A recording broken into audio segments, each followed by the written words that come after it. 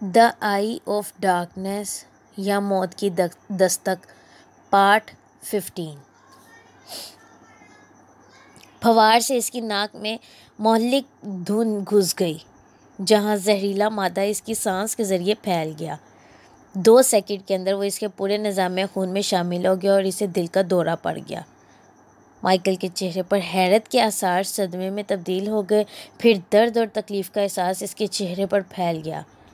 वो लड़खड़ाया और इसके मुंह के किनारों से झाग निकलकर थोड़ी की तरफ बह गई। इसकी आंखें ढिलक गईं और वो बेजान होकर गिर पड़ा। ब्रॉक्स्टर ने जानलेवा स्प्रे की बोतल जेब में डाली और बोला, यहाँ कोई बीमार इंसान भी है? कई सर इसकी तरफ मुड़ गए। इस आदमी को लिफ्ट में जगह दें, खुदारा कोई डॉक्टर को बुलाएं, वो बोला। किसी ने कत्ल होते नहीं देखा। यह कत्ल एक पुरहुजूम और बंद जगह पर किया गया। कातिल और मकतूल के जिस्म के साथ चिपका हजूम। कोई इस जगह की किसी ऊंची सतह पर लगे कैमरे से मॉनिटरिंग भी कर रहा होता तो भी उससे ज़्यादा कुछ नज़र ना आता। वेलिस ब्रॉक्स्टर घुटने के बल माइकल एवंस की तरफ तेज़ी से बैठा, या एक तरफ तेज़ी से बैठा और ऐसे इसकी नब्ज़ चेक की जैसे वो इसे चलते हुए मिल जाएगी।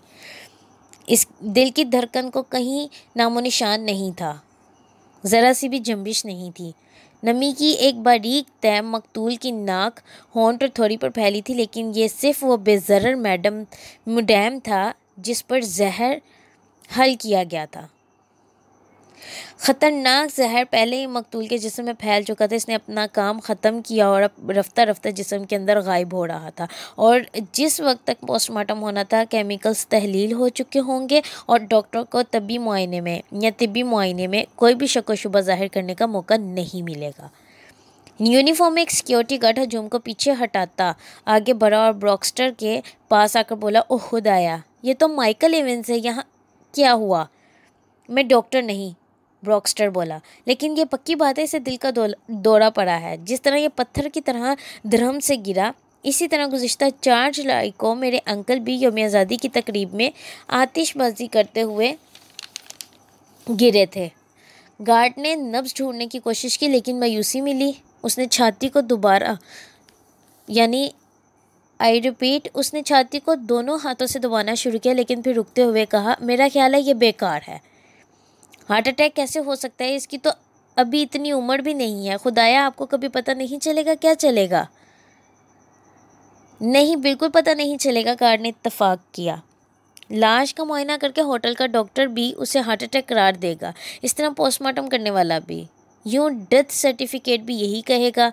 सकम से पाक कत्ल। विल्स ब्रॉक्स्टर के चेहरे पर मुस्कुराहट आ गई। जज हेराल्ड कीनी बैक बोतलों में नहायत मफसिल अंदाज के जहाज़ बनाता था। उसके ठिकाने की दीवारें इसके मुश्किलें की मिसालों से भरी पड़ी थीं। 17वीं सदी की एक कश्ती एक छोटी सी नीली बोतल के अंदर पानी पर चल रही थी। 4 सुतूनों वाला बादबान 5 गैलन की जग को भरता था। वहाँ 4 बादबानों वाली कश्ती तेज़ हवा में चलती भी नज़र आ रही थी, जबकि 16वीं सदी के वुस्त वाली कश्ती भी। 15वीं सदी का हस्पानवी जहाज़ भी एक बरतानवी सौदागर भी था। हर जहाज़ इंतहाई महारत और एहतियात के साथ तख्लीक किया गया था, और नई बोतलें इस अंदाज में बनाई गईं कि इनकी तामीर मुश्किल और काबिल तारीफ़ नज़र आती थी। केनीबैग इन्हीं डिस्प्ले केसेस में से एक के सामने खड़ा था। आई रिपीट, केनीबैग इन्हीं डिस्प्ले केसेस में से एक के सामने खड़ा था और 18वीं सदी के फ्रांसीसी फ्रैगेट की नकल का मुआयना कर रहा था। इस मॉडल को देखते हुए वो माजी की तरफ सफ़र नहीं करता था और ना ही खुले समुद्रों में एडवेंचर के ख्वाब देखता था। इसके बजाय वो एवंस केस में हालिया पेशरफ्त का जायज़ा ले रहा था। शीशे की बोतल में तैरते इसके जहाज़ उसे सुकून देते थे। जब कभी उसे उलझन होती तो वो इन्हीं देखकर राहत महसूस करता और यूँ इसका दिमाग एक बार फिर बेहतरीन कारकर्दगी दिखाने के काबिल हो जाता। वो जितना ज़्यादा सोचता, ये यकीन करना इतना ही मुश्किल मालूम होता कि टीना एवंस अपने बेटे के बारे में सच जानती थी। लाजमी बात है, अगर प्रोजेक्ट पेंडोरा में से किसी ने इसे स्काउट से भरी बस के साथ पेश आने वाले वाक़ये के बारे में बताया था, तो भी वो मीडिया के साथ पूरे वसूख के साथ बात नहीं कर सकती। वो दहशत ज़दा, खौफज़दा और भड़की हुई होगी। वो सीधी पुलिस के पास जा सकती थी या अखबारात के पास या दोनों के पास। इसकी बजाय वो एलिट स्ट्राइकर के पास गई और इस मकाम पर इबाम छलांग मारकर सामने आ गया। एक तरफ वो ऐसे जाहिर कर रही थी जैसे उसे कुछ पता नहीं, लेकिन दूसरी जानिब वो एलिट के साथ मिलकर अपने बेटे की कब्र कुशाई के लिए काम कर रही थी, जिससे इशारा मिलता था कि वो कुछ जानती है। अगर स्ट्राइकर यकीन कर भी लेगा तो भी खतून के अज़ाइम मासूमाना थे। वकील के मुताबिक मिसिज एवंस लड़के की मसख शुदा लाश दफनाने से पहले आखिरी दीदार न होने पर एहसास नदामत का शिकार थी। इसका एहसास नदामत बतदरीज संजीदा नफ्सियाती मसले में तब्दील हो गया। वह शदीद दबाव में मुब्तला थी और रोज़ाना रात को डरावने ख्वाब देखती थी। ये स्ट्राइकर की कहानी थी। केनी बैग स्ट्राइकर पर यकीन करना चाहता था।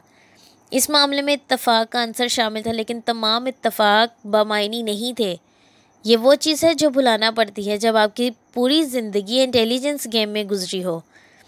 क्रिस्टीना एवंस ने साइरास के हादसे के बाद में या बारे में सरकारी वजाहत के ख़िलाफ़ एक भी शक जाहिर नहीं किया था। जब इसने कब्र कुशाई की दरख्वास्त की होगी तो उसे पेंडोरा प्रोजेक्ट का कुछ पता नहीं होगा, लेकिन इसके इक़दामात का वक्त इससे ज़्यादा बदतर नहीं हो सकता।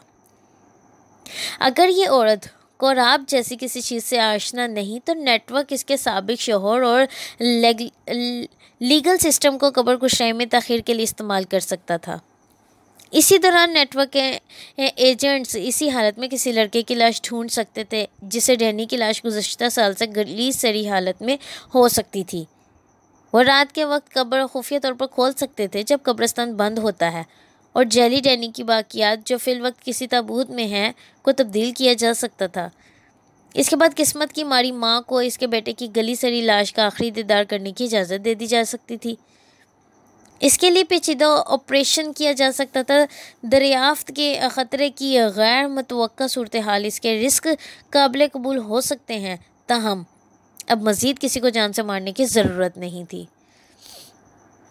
बदकिस्मती से नेटवर्क के नेवाड ब्यूरो के सरबराह जॉर्ज अलेक्जेंडर के पास खतून के असल अज़ाइम का अंदाज़ा लगाने की सलाहियत और बर्दाश्त नहीं थी।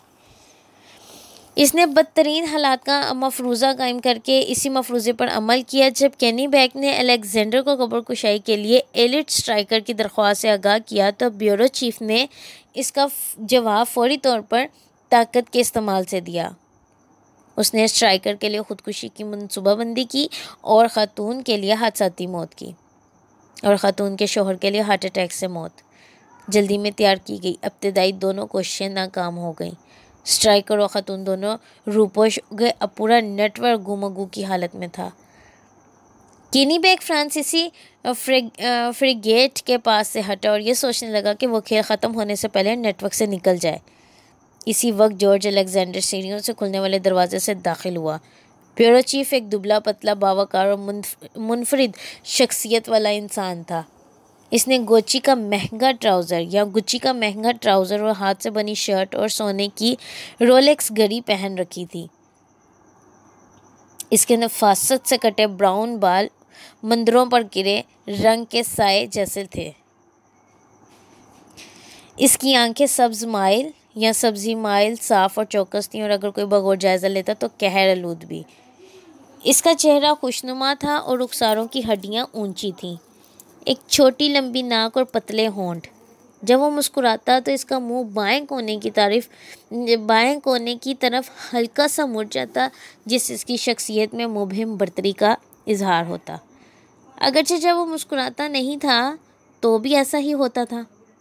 केनी बैग पिछले 5 साल से अलेक्जेंडर को जानता था और पहले दिन से ही नापसंद करता था। उसे ये शक था कि ये दो तरफा महसूसात हैं। इन दोनों के दरमियान नापसंदीदगी का ये आंसर इसलिए बढ़ा कि वो दोनों दो मुख्तलिफ दुनियाओं में पैदा हुए और दोनों को अपनी नस्ल पर फ़ख्र था और दूसरे की नस्ल से मुतनफ़र। हैरी केनी बैग का ताल्लुक़ एक इंतहाई गरीब ख़ानदान से था और इसके अपने अंदाजे के मुताबिक वह सेल्फ मेड इंसान था। दूसरी तरफ अलेक्जेंडर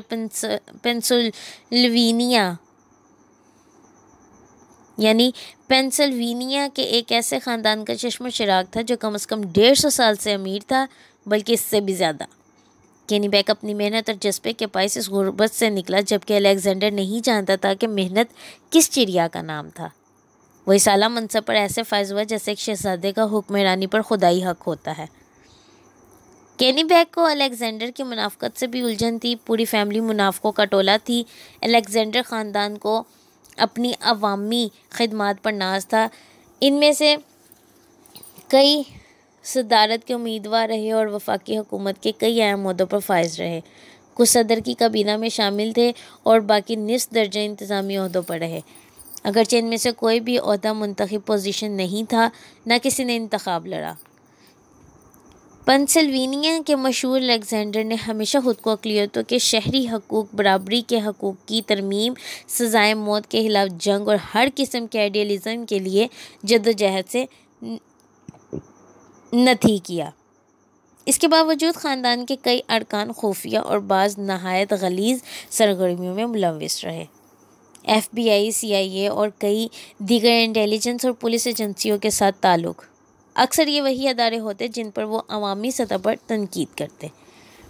अब जॉर्ज अलेक्जेंडर नेवार्ड का ब्यूरो चीफ बना बैठा था, जिसे मुल्क की पहली हकीकी सीक्रेट पुलिस फोर्स करार दिया जाता था। एक ऐसी हकीकत जिसके साथ इसका आज़ाद ज़मीर अमूमन इत्तफ़ाक़ नहीं करता था।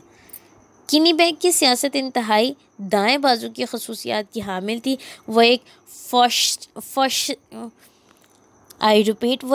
फ़ाशिस्ट था और इस पर ज़रा भी शर्मसारी महसूस नहीं करता था।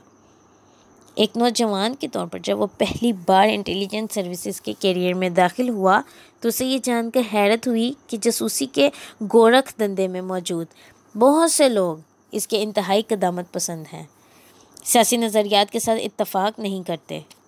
वो अपने साथी मुलाजमीन से तवक्का करता था कि वो इंतहाई दाएं बाजू के मुहब्बे वतन बने, लेकिन इन तमाम शोबों में बाएं बाजू के नज़रियात वालों की भरमार थी। चुनांचे हैरी ने महसूस किया कि इंतहाई बाएं और इंतहाई दाएं बाजू वाले दो बुनियादी मकासद यकसा तौर पर शेयर करते हैं।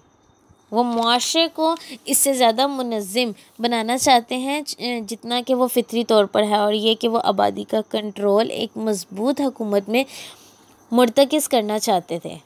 दाएं और बाएं बाजुओं वाले मखसूस तफसीलात पर एक दूसरे से इख्तलाफ करते थे, लेकिन इनका वाहिद नुक्ता इख्तलाफ एक अफराद की शिनाख्त पर था, जिन्हें ताकत के एक मरकज़ में जमा हो जाने पर के बाद मरात या तबका एक मरकज़ में जमा हो जाने के बाद मरात याफ्ता तबके का हिस्सा होने की इजाज़त दे दी जाती थी या दे दी जाएगी।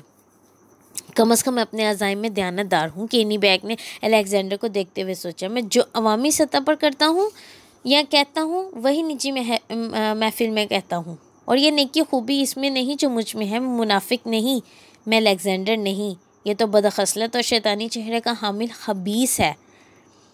मैंने भी इन लोगों से बात की है जो स्ट्राइकर के घर की निगरानी कर रहे हैं, अलेक्जेंडर ने कहा। वो अभी तक वहाँ नहीं आया। मैं बता चुका हूँ कि वह वापस वहाँ नहीं जाएगा। जल्द या बदेर वो ज़रूर जाएगा। नहीं, बिल्कुल नहीं। यहाँ तक कि उसे यकीन ना हो जाए कि हालात बिल्कुल नॉर्मल हो गए हैं, इस वक्त तक वो रूपोश रहेगा। वो किसी मोटर पर पुलिस के पास जाने का पाबंद है, तब हम इसे पकड़ लेंगे। और ज़िंदगी के किसी न किसी मोड़ पर, यानी इस तफ्तीश के दौरान किसी न किसी मोड़ पर वो पुलिस के पास भी ज़रूर जाएगा। अगर वो समझता है कि पुलिस इसकी कोई मदद कर सकती है तो वो कभी इनके साथ रब्ता कर चुका होता, यानी वो अभी तक इनके साथ रब्ता कर चुका होता, केनी बैग बोला। लेकिन इसने ऐसा नहीं किया और ना आइंदा करेगा। अलेक्जेंडर ने अपनी घड़ी देखी। ठीक है, हो सकता है वो यहाँ आए। मुझे यकीन है उसे तुमसे कई सवालात पूछने हैं। ओह, मुझे कभी यकीन है कि वो ऐसा करता, वो मेरा सर चाहता है, केनी बैग ने कहा। लेकिन वो नहीं आएगा। आज रात नहीं, हाँ आखिरकार आएगा, लेकिन बहुत अरसे के बाद। वो जानता है कि हम इसका इंतज़ार कर रहे हैं। वो जानता है कि खेल कैसे खेला जाता है। ये ना भूलो कि वो ख़ुद भी खेलता रहा है। ये पुरानी बात है यार, अलेक्जेंडर ने बेसब्री से कहा। वो 15 साल से सिविलियन ज़िंदगी गुजार रहा है, अब इसकी कोई मशक नहीं। अगर ऐसा ना भी हो तब भी वो अब वैसा तेज़ नहीं जैसा कि था। लेकिन यही बात तो मैं तुम्हें बताने की कोशिश कर रहा हूँ, केनी बैग ने पेशानी से सफ़ेद बालों की लिट हटाते हुए कहा। एलिट अहमक नहीं, वो मेरे मातहत काम करने वाला इंतहाई शानदार और बेहतरीन नौजवान अफसर था। वो कुदरती तौर पर ऐसा था, और ऐसा वो तब था जब वो नौजवान और निस्बतन कम तजर्बाकार था। अब उम्र गुजारने के साथ वो ज़्यादा चालाक हो गया है। अलेक्जेंडर ये बातें नहीं सुनना चाहता था। अगरचे इसकी तरफ से कार्रवाई की 2 कोशिशें नाकाम हो चुकी थीं, फिर भी इसे यकीन था कि फतह आखिर इसी की होगी। केनी बेक ने सोचा, ये कीमीना हर वक्त जाम में मुब्तला रहता है, हालांकि इसके पास इसकी कोई माकूल वजह नहीं। अगर इसे अपनी खामियों का पता चल जाए तो ये उल्लू का पट्टा अपनी अना की शिकस्तगी से ही मर जाएगा। अलेक्जेंडर बड़े मेज़ के पीछे से केनी बेक की कुर्सी पर बैठ गया। जज ने इसे घूर कर देखा। अलेक्जेंडर ने ऐसे जाहिर किया जैसे इसे जज की तिलमिलाहट का पता ही ना हो। हम सुबह तक इस औरत और एलिट को ढूंढ निकालेंगे, मुझे इस पर कोई शक नहीं।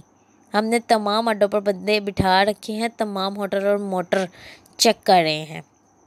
ये वक्त का ज़िया है, केनी बेक ने कहा। एलिट इतना बेवकूफ़ नहीं कि होटल जाए और रजिस्टर पर अपना नाम जाहिर करे। दूसरा ये कि वेगास में दुनिया के किसी और शहर से ज़्यादा होटल्स हैं। मुझे मामले की पेचीदगी का मुकम्मल इदराक है, अलेक्जेंडर ने कहा, लेकिन हो सकता है हमारी किस्मत काम कर जाए। इसी दौरान हम स्ट्राइकर के ला फरमेस के साथियों को चेक कर रहे हैं। इनके दोस्तों, खातून दोस्तों, हर उस शख्स को जिसके पास वो पनाह ले सकता हो। तुम्हारे पास इन तमाम मुमकिनात के लिए अफरादी क़ुव्वत मौजूद नहीं। जज बोला, क्या तुम्हें नज़र नहीं आता? तुम्हें अपने लोगों का दानिशमंदी से इस्तेमाल करना चाहिए। तुम खुद को बहुत फैला रहे हो। तुम्हें क्या करना चाहिए? मैं ये तमाम फ़ैसले खुद करूँगा, अलेक्जेंडर ने सर्द लहजे में जवाब दिया। एयरपोर्ट के बारे में क्या ख्याल है? वहाँ भी निगरानी कर रहे हैं, अलेक्जेंडर ने उसे यकीन दिलाया। हम बाहर जाने वाले मुसाफिरों की फ़हरिस्त पर नज़र रखे हुए हैं। इसने हाथी दान से बने लेटर ओपन्स को हाथी दान से बने लेटर ओपनर को हाथों में बार बार घुमाते हुए कहा। बहरहाल अगर हम ज़्यादा फैल भी जाएं तो कोई मज़ायका नहीं। मैं पहले ही जानता था कि हम स्ट्राइकर को कहाँ से दबोचेंगे। यहाँ बिल्कुल इसी जगह में। यही वजह है कि मैं अब भी इसी जगह घूम रहा हूँ। ओह, मैं जानता हूँ कि तुम नहीं समझते कि वो आएगा, लेकिन एक लंबा अर्सा पहले तुम स्ट्राइकर के उस्ताद थे। वो आदमी जिसकी वो इज़्ज़त करता था, जिससे इसने तरबियत ली, और अब तुमने इसे धोखा दिया। वो यहाँ तुमसे बास पर्स करने आएगा, चाहे वो इसमें ख़तरा ही महसूस करे। मुझे यकीन है कि वो ऐसा करेगा। मज़ायका है, केनी बेक ने जज़ब होकर कहा। हमारा ताल्लुक़ कभी ऐसा नहीं था।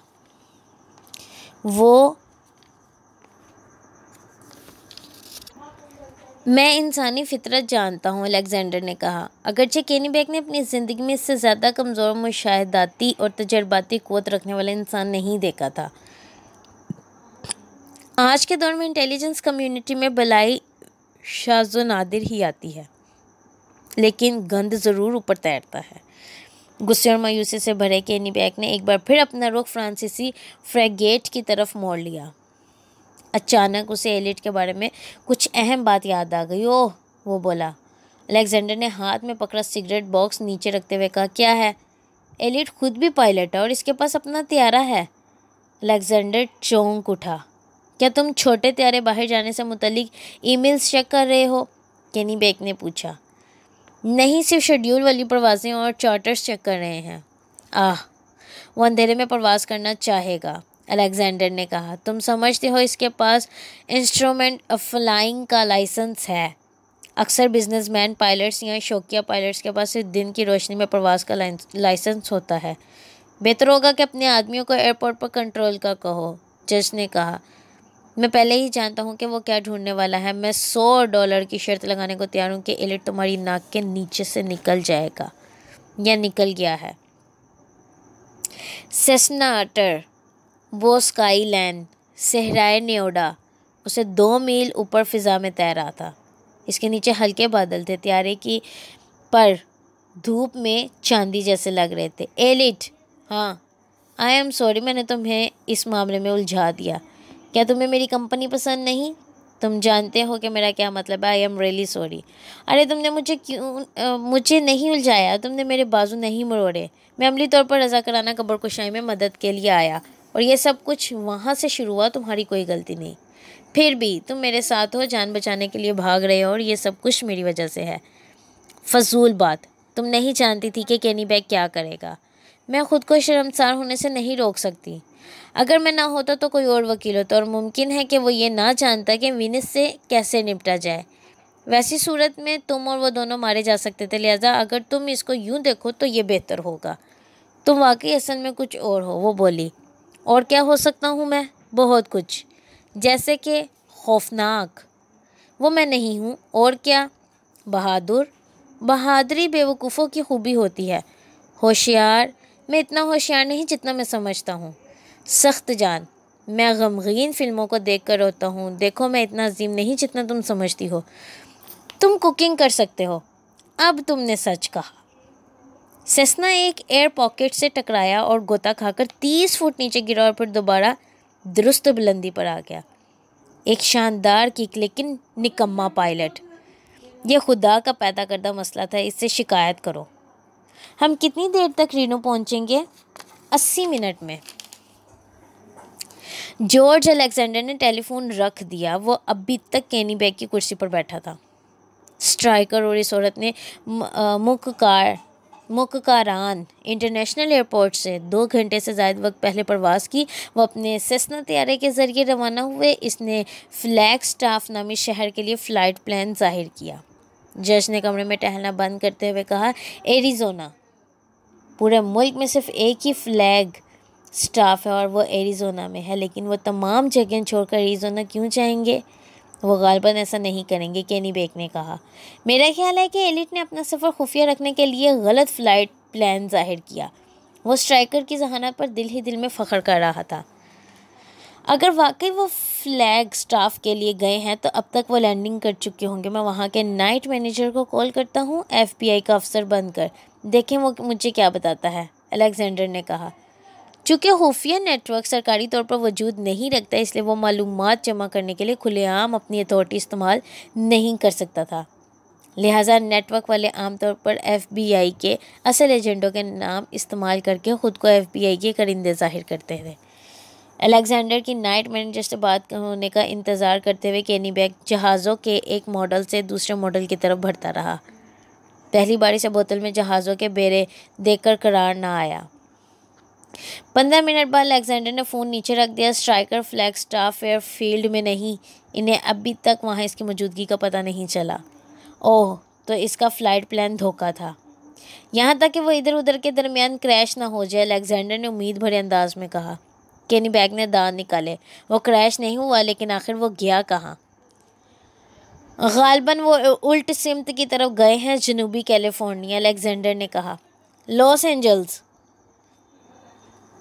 या Santa Barbara, बर्बेनिक, Long Beach, Ontario, orange county. इस छोटे सेस्ना के रास्ते में कई एयरपोर्ट हैं। वो दोनों खामोश थे और सोच रहे थे। फिर केनी बैग बोला, रीनो। वहीं गए हैं वो, रीनो। तुमने बड़े वसूख से कहा था कि इन्हें शेराज लैब के बारे में कुछ नहीं पता, अलेक्जेंडर ने कहा। क्या तुमने अपना जहन बदल लिया है? नहीं, मैं अब भी समझता हूँ तुम्हें कत्ल के ऑर्डर्स देने से गुरेज करना चाहिए था। देखो, वो पहाड़ों की तरफ नहीं जा सकते क्योंकि इन्हें पता नहीं कि लेबॉर्ट्रीज़ कहाँ हैं। इन्हें पेंडोरा प्रोजेक्ट्स के बारे में इससे ज़्यादा नहीं मालूम जितना इन्हें विनिस एमलमैन के सवालों की फहरिस्त से पता चला होगा। तो फिर रीनो क्यों? चलते हुए केनी बैग ने कहा। अब चूँकि हमने इन्हें हलाक करने की कोशिश की तो वो जान गए हैं कि हादसा बिल्कुल गड़ा गया। इन्हें महसूस हुआ कि छोटे लड़के की लाश के साथ कोई गड़बड़ हुई थी, ऐसी कोई अनोखी चीज़ जो हम इन्हें बताने के मुतहम्मिल नहीं हो सकते। चुनांचे वो इसे देखने के लिए पहले से दुगना ज़्यादा या 2 गुना ज़्यादा शाइक हैं। अगर इन्होंने पोस्टमार्टम किया भी तो गैर कानूनी तरीके से करेंगे, लेकिन वो हमारी नज़र में आए बगैर कब्रिस्तान नहीं आ सकेंगे। और एलिट स्ट्राइकर को पूरा यकीन है कि हम इसके मुंतज़िर होंगे। लिहाजा अगर वो कब्र कुशाई करके ये नहीं देख सकते कि हमने डैनी एवंस के साथ क्या किया, तो वो इसके बजाय क्या करने वाले हैं? वो इससे अगला बेहतरीन काम करेंगे, यानी इस आदमी से गुफ्तगू करेंगे जिसने आखिरी बार लड़के की लाश ताबूत में रखने से पहले देखी होगी। वो इससे पूछने वाले हैं कि लड़के की लाश की हालत क्या थी। रीनो शहर में रिचर्ड पानाफिन क्रोनर है। वही डेथ सर्टिफिकेट जारी करता है, अलेक्जेंडर ने कहा। नहीं, वो पानाफन के पास नहीं जाएंगे। वो अंदाज़ा लगाएंगे कि वो कोराप में मुलविस है, जो वो ना चाहते हुए मुलविस है। अच्छा, तो फिर इस गोर्गन के पास जाएंगे जिसने मुमकिन तौर पर लड़के की लाश तदफीन के लिए तैयार की, यानी बेलिकोस्टी। क्या ये इसका नाम था? पूरा नाम है लोचियानो बेलिकोस्टी, अलेक्जेंडर ने कहा। लेकिन अगर वाकई वो इसी जगह जाने वाले हैं तो फिर वो महज छुप कर अपने ज़ख्म नहीं चाटेंगे, बल्कि इनके तेवर जारहाना होंगे। असल में स्ट्राइकर की मिलिट्री इंटेलिजेंस की तरबियत काम कर रही है, केनीबैग बोला। यही वजह है कि मैं तुम्हें यह बताने की कोशिश कर रहा हूँ, वे आसान टारगेट नहीं होगा। वो हमारे खुफिया नेटवर्क को तबाह कर सकता है, इसके अमकानात हैं। और ये औरत भी वो है जो किसी मुश्किल से पीछे भागेगी, ना छुपेगी। हमें इन दोनों के साथ मामूल से ज़्यादा एहतियात से निपटना होगा। बेलिकोस्टी के बारे में क्या ख्याल है? क्या वो अपना मुंह बंद रखेगा? पता नहीं, अलेक्जेंडर ने बेइत्मीनानी के साथ कहा।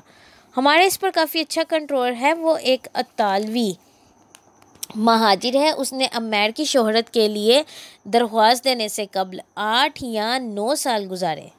जिस वक्त हमें ताउन करने वाले गोरकन की ज़रूरत थी, इस वक्त उसे शोहरियत या शहरियत के कागजात नहीं मिले थे। हमने इसकी दरख्वास्त पर ब्यूरो ऑफ इमिग्रेशन के ज़रिए कार्रवाई रुकवा दी थी और हमने इसे धमकी दी कि अगर इसने ताउन ना किया तो इसे इटली डिपोर्ट कर दिया जाएगा। उसने ये काम करना पसंद नहीं किया, लेकिन अमेरिकी शोहरियत इसे राम करने के लिए एक बड़ा दाना है। ताहम मैं नहीं समझता कि हम इस दाने पर मज़ीद इन्हिसार कर सकते हैं। ये इंतहाई अहम मामला है, केनीबैग ने कहा, और मुझे ये लगता है कि बेलिकोस्टी को काफ़ी ज़्यादा मालूमात हैं। ख़त्म कर दो साले को, अलेक्जेंडर ने कहा। आखिरकार ऐसा करना पड़ेगा, लेकिन ज़रूरी नहीं कि अभी। अगर एकदम इतनी लाशें जमा करेंगे तो लोगों का ध्यान इस तरफ जाएगा। हम कोई चांस नहीं ले सकते, अलेक्जेंडर मिस्र ने कहा। बल्कि अलेक्जेंडर मिस्र था इस बात पर। हम इसे ख़त्म कर देंगे, और मेरा ख्याल है क्रोनर को भी। तमाम ट्रायल ख़त्म कर दो। वो फ़ोन की तरफ बढ़ गया। यकीनन तुम इस वक्त तक ये इंतहाई कदम नहीं उठाना चाहते जब तक तुम्हें वाकई यकीन ना हो कि स्ट्राइकर वाकई टीनों की तरफ जा रहे हैं। परेशानी की हालत में वो अपने होंठ चबा रहा था। एक तरीका है जिसे पता चल सकता है क्या वाकई स्ट्राइकर टीनों की तरफ जा रहे हैं। जब वो वहाँ जाएगा तो इसे कार की ज़रूरत होगी। हो सकता है इससे पहले ही कार का बंदोबस्त कर लिया हो। अलेक्जेंडर ने सर हिलाया। हम रीनो एयरपोर्ट पर रीजनल एजेंसियों को कॉल कर सकते हैं। आई रिपीट, हम रीनो एयरपोर्ट पर रेंटल एजेंसियों को कॉल कर सकते हैं। कॉल करने की ज़रूरत नहीं। कंप्यूटर हैकर्स को कोरिएंटल एजेंसियों के तमाम ऑपरेशंस तक रसाई होगी। अलेक्जेंडर ने फ़ोन उठाकर हैकर्स को अहकामात जारी किए। 15 मिनट बाद कंप्यूटर ऑपरेटर्स ने रिपोर्ट के साथ वापस रब्ता किया। एलिट स्ट्राइकर के लिए रीनो एयरपोर्ट पर रात गए एक कार बुक थी। उसने कार पर कब्जा निस्शब को कर लेना था। यहाँ इसने कुछ झोल दिखाई है, केनीबैग ने कहा। वो सोच रहा होगा कि वो अब तक कितनी चालाकी का मुजाहरा करता रहा। वो समझता है कि हम रीनो के बजाय एरिज़ोना पर नज़र रखे हुए हैं। झोल अब भी है, केनीबैग मायूसी के साथ बोला। इसने अपने बचाव के लिए दोहरा बंदोबस्त किया होगा। यही तो मैं कह रहा था, अलेक्जेंडर मकारी के साथ हंसा। वो इतना चालाक नहीं जितना हम समझ रहे हैं। मेरा ख्याल है अभी इतराने की ज़रूरत नहीं है। हम इसे अभी तक पकड़ नहीं सके, केनीबैग ने कहा। हम पकड़ लेंगे। अलेक्जेंडर का एतमाद बहाल हो गया था। रीनो में हमारे लोगों को तेज़ी से काम करना होगा, लेकिन वो कर लेंगे। मैं नहीं समझता कि एलिट और ख़ातून को एयरपोर्ट जैसे पब्लिक मकाम पर निशाना बनाना चाहिए। क्या अहमकाना सोचे, केनीबैग ने गुस्से से कहा। बल्कि सोचा। मैं तो ये कहूँगा कि हमें इनके यहाँ पहुँचने के बाद इनका ताक़्क़ुब भी नहीं करना चाहिए, अलेक्जेंडर ने कहा। स्ट्राइकर ताक़्क़ुब की तवक्का कर रहा होगा। हो सकता है वो गुच्चा देखकर गायब हो जाए। किराए की कार तक इसके पहुंचने से पहले पहुंचो, इस पर ट्रैकर लगा दो। इस तरह तुम नज़रों में आए बगैर इसका पीछा कर सकते हो आसानी के साथ। हम कोशिश करेंगे, अलेक्जेंडर ने कहा। हमारे पास 1 घंटे से भी कम वक्त है, इसलिए मुमकिन है इसका वक्त ना हो। लेकिन अगर हम इस कार पर ट्रैकर नहीं भी लगाते तो भी कोई बात नहीं। हम जानते हैं कि वो कहाँ जा रहा है। हम बेलिकोस्टी को मारकर हम बेलिकोस्टी को मारकर फ्यूनरल होम में कोई ट्रैप तैयार करते हैं। इससे टेलीफोन उठाकर रीनो में नेटवर्क ऑफिस का नंबर डायल किया।